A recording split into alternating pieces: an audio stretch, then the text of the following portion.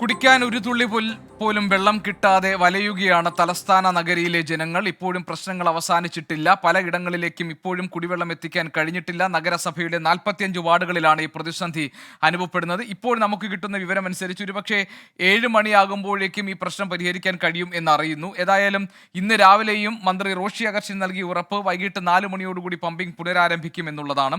ഇത് ഉദ്യോഗസ്ഥരുടെ ഭാഗത്ത് വന്ന വലിയ കെടുകാര്യസ്ഥതയും വീഴ്ചയുമാണ് എന്ന വിമർശനങ്ങൾ ജനപ്രതിനിധികൾ ഉയർത്തുന്നുണ്ട്. ഇക്കാര്യത്തിൽ മന്ത്രിമാർക്ക് പരാതി നൽകും എന്നാണ് നേരത്തെ വട്ടിയൂർക്കാവ് MLA M പ്രശാന്ത് ഞങ്ങൾ 24നോട് സംസാരിച്ചപ്പോൾ പറഞ്ഞത്. ഏതായാലും പ്രശ്നം പരിഹരിക്കാതെ കിടക്കുന്നു.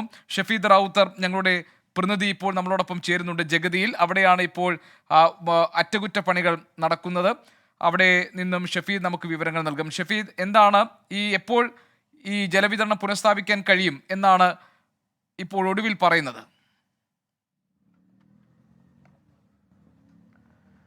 ഗോപകൃഷ്ണൻ, 7 മണിയോടുകൂടി നഗരത്തിലെ ഉയർന്ന പ്രദേശങ്ങളിലും താഴ്ന്ന പ്രദേശങ്ങളിലും ഒക്കെ വെള്ളം എത്തിക്കാൻ കഴിയുമെന്നുള്ള ഒരു പ്രതീക്ഷയിലാണ് നിലവിൽ ഇപ്പോൾ ഈ അറ്റകുറ്റപ്പണികൾ പുരോഗമിക്കുന്നത്. നമ്മൾ ഈ ദൃശ്യങ്ങളിൽ കാണാൻ സാധിക്കും. അവസാനഘട്ട അറ്റകുറ്റപ്പണികളാണ് നിലവിൽ ഇപ്പോൾ ഈ പുരോഗമിക്കുന്നത്. 2 സ്ഥലത്ത്, അതൊന്ന് CIT റോഡിലും അതേപോലെ തന്നെ കുഞ്ചാലുമൂട്, ഈ 2 ഇടങ്ങളിലായിരുന്നു പ്രധാനമായും ഈ പ്രശ്നവും അറ്റകുറ്റപ്പണികളും ഒക്കെ നടന്നത്. അതിൽ ഇപ്പോൾ ഇവിടുത്തെ പ്രശ്നങ്ങൾ തീർക്കുന്നു. ഏതാണ്ട് 500 mm പൈപ്പ് ലൈനും അതേപോലെ തന്നെ 200 mm പൈപ്പ് ലൈനുകളും പാസ് ചെയ്തു പോകുന്ന പ്രധാനപ്പെട്ട സ്ഥലമാണ്. ഇവിടെയാണ് കഴിഞ്ഞ ദിവസങ്ങളിൽ ലീക്കേജ് കണ്ടുപിടിച്ചത്.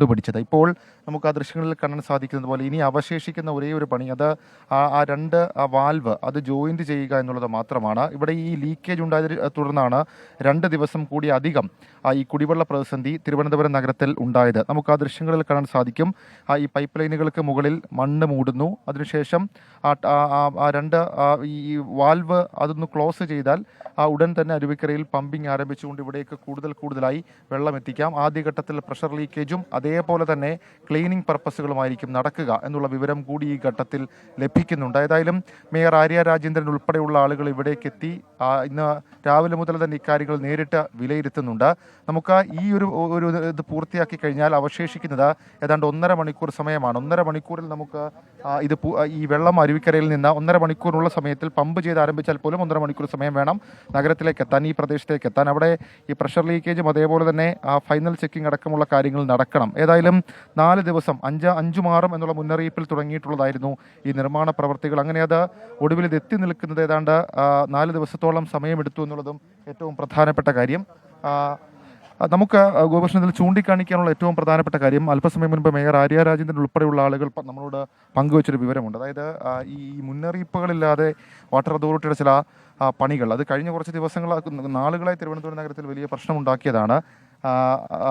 അപ്പോൾ ഈ രീതിയിൽ വീണ്ടും ഇത്തരം പ്രതിസന്ധി ഉണ്ടാകുമ്പോൾ ഒരു സമാന്തര സംവിധാനം ഉൾപ്പെടെയുള്ള കാര്യങ്ങൾ എങ്ങനെ ഉണ്ടാക്കാൻ കഴിയും, ഏത് രീതിയിൽ അത് ഉണ്ടാക്കാൻ കഴിയുമെന്നുള്ള കാര്യത്തിൽ ആശങ്കകൾ പലതായിരുന്നു. പക്ഷേ ആ ആശങ്കകൾ ഏറ്റവും കൂടുതൽ ഈ പ്രശ്നമുണ്ടാക്കിയത് ഈ കഴിഞ്ഞ 2 ദിവസമാണെന്നുള്ള കാര്യത്തിൽ തർക്കമില്ല. കാരണം ഏതാണ്ട് 42 വാർഡുകളിൽ ഈ വെള്ളം മുടങ്ങുന്ന അവസ്ഥയുണ്ടായി. അതിനും അപ്പുറത്തേക്ക് ഈ ടാങ്കറുകളിൽ വെള്ളം എത്തിക്കാനുള്ള ആദ്യഘട്ട ശ്രമം അത് പിന്നീട് പോയപ്പോഴേക്കും അതിരൂക്ഷമായി ഹോട്ടലുകൾ അവർക്ക് ഈ പ്രവർത്തനം താൽക്കാലികമായി നിർത്തിവെക്കേണ്ട സാഹചര്യങ്ങളുണ്ടായി.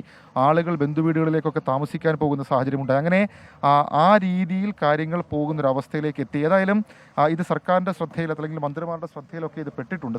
മുഖ്യമന്ത്രിയുടെ ശ്രദ്ധയിൽ തന്നെ ആന്റണി രാജു ഈ വിഷയം പെടുത്തിയിട്ടുണ്ട്. ഈ മുന്നറിയിപ്പുകളില്ലാതെ അറ്റകുറ്റപ്പണികൾ നടത്തുമ്പോൾ സമാന്തര മാർഗം ഉണ്ടാക്കാൻ കഴിയാത്ത സാഹചര്യം അതിനെ ആവർത്തിക്കരുത് തിരുവനന്തപുരം നഗരത്തിൽ എന്ന് നഗരസഭയും ഔദ്യോഗികമായി തന്നെ ഇന്നലത്തെ അറിയിച്ചു എന്നുള്ള വിവരം നമുക്ക് ലഭിക്കുന്നുണ്ട്. ഏതായാലും പൂർണ്ണ അർത്ഥത്തിൽ ഇപ്പോഴും നമുക്ക് അതൊരു ക്ലോസ്ഡ് പ്രോസസ്സായി ഈ പ്രവർത്തനങ്ങൾ അല്ലെങ്കിൽ ഈ പണികൾ കംപ്ലീറ്റ് ചെയ്തു എന്ന് പറയാൻ കഴിയില്ല. കാരണം അപ്പോഴും ആ വാൽവ് അടയ്ക്കുന്ന പ്രവൃത്തികൾ അത് നടക്കുകയാണ്. അത് പൂർത്തിയാക്കിയാൽ ഏതായാലും അറ്റകുറ്റപ്പണികൾ വളരെ വേഗം ദ്രുതഗതിയിൽ അത് പൂർത്തിയാക്കാൻ വേണ്ടിയുള്ള ശ്രമങ്ങൾ നടക്കുന്നുണ്ട്. പക്ഷേ ഇപ്പോഴും ഉറപ്പില്ല. കാരണം ഇന്നലെയും ഇതുപോലെ തന്നെ പണി തീരുന്ന ഒരു സാഹചര്യത്തിൽ വീണ്ടും വാൾവിൽ നിന്ന് ലീക്ക് ഉണ്ടാവുകയും പണി തുടർന്നുകൊണ്ട് പോകേണ്ടി വരുന്ന സാഹചര്യവും ഉണ്ടായി. അതുകൊണ്ട് തന്നെ സാങ്കേതികമായ കാരണങ്ങൾ ഇതിനകത്ത് ഇപ്പോഴും പ്രശ്നങ്ങളായി തന്നെ നിൽക്കുന്നുണ്ട്. ഏതായാലും അറ്റകുറ്റപ്പണികൾ വളരെ വേഗം പൂർത്തിയാക്കാൻ വേണ്ടിയുള്ള ശ്രമം ഒരു ഭാഗത്ത് നടക്കുന്നുണ്ട്. അങ്ങനെയാണെങ്കിൽ 7 മണിയോടുകൂടി പമ്പിംഗ് പുനരാരംഭിക്കാൻ കഴിയും. തലസ്ഥാന നഗരയിൽ 4 ദിവസമായി വെള്ളം കൊടുക്കാതെ വലച്ച ജനങ്ങൾക്ക് 7 മണിയോടുകൂടി ഒരുപക്ഷെ ദാഹജലം കിട്ടിയേക്കും എന്നാണ് നമുക്ക് മനസ്സിലാക്കാൻ കഴിയുന്നത്. ഷഫീദ് റാവുത്തർ ഞങ്ങളുടെ പ്രതിനിധി വിശദാംശങ്ങൾ പങ്കുവയ്ക്കുകയായിരുന്നു തിരുവനന്തപുരത്ത് നിന്ന്.